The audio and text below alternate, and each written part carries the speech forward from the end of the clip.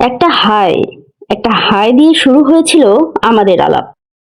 তারপর ধীরে ধীরে গুছিয়ে উঠেছিল আমাদের কথার জাল।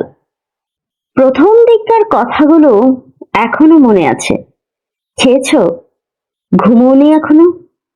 আজ সারাদিন কি করলে? এমন সব ছোট ছোট প্রশ্নের ভেতরেই ছিল এক অদ্ভুত টান। তারপর রাত ভোর আর দুপুর পার হয়ে তোমার টাইপিং আমার প্রিয় মুহূর্ত হয়ে উঠল। তুমি অনলাইন মানেই বুকের ভেতর কেমন একটা ঢেউ উঠত। তোমার লাস্ট সিন দেখে বোঝার চেষ্টা করতাম তুমি কাকে শেষবার মেসেজ করলে, আর আমি কি শেষ ছিলাম। প্রেমটা হয়তো খুব জাঁকজমকপূর্ণ ছিল না। তারপর কোনো একদিন তুমি চুপ হয়ে গেলে, লাস্ট সিন বন্ধ হলো, প্রোফাইল পিকচার মুছে দিলে। আমি টের পেলাম এই নীরবতাই শেষের চিহ্ন। মেসেজ পাঠাতাম কিন্তু সিন হতো না। তাও ভেবেছি হয়তো ব্যস্ত, হয়তো নেট নেই, হয়তো ইচ্ছে করে একটু দেরি করে রিপ্লাই দেবে।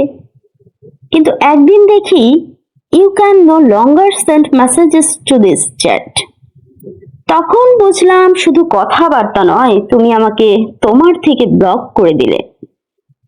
আচ্ছা, ভেবেছো কখনো একটা মানুষ যার প্রতিটি মেসেজ তুমি পড়তে চাও, সে একদিন এমন করেও বলতে পারে তুই আমার জন্য আর প্রাসঙ্গিক নোস।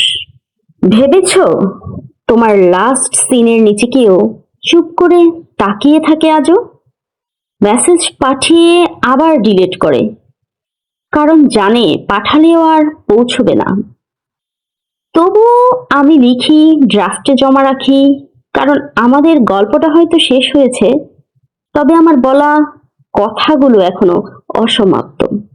একটা সময় আসবে আমাকে হয়তো মনে পড়বে, কিন্তু তখন তোমার ফোনে নতুন চ্যাট, নতুন নাম, নতুন কনভারসেশন, আর আমি হয়তো তখনও কোনো পুরনো স্ক্রিনশট দেখে হেসে উঠব। সবাই একদিন ফোন বদলায়, অ্যাপ বদলায়, কিন্তু যাদের হৃদয়ে জায়গা তৈরি হয় তাদের তো আর আনইনস্টল করা যায় না। তাই বলি, কথা না থাকুক, কনভারসেশনটা রেখে দাও, কারণ মেসেজগুলো শুধু শব্দ নয়, ওগুলো ছিল কোনো এক সময়ের হৃদ স্পন্দন। সম্পর্ক ভেঙে যায়, কিন্তু সংবেদনশীলতা ফেলে আসা যায় না। জীবনের শেষ লগইনেও যেন সেই শেষ মেসেজটা থেকে যায়, সিন অ্যাট।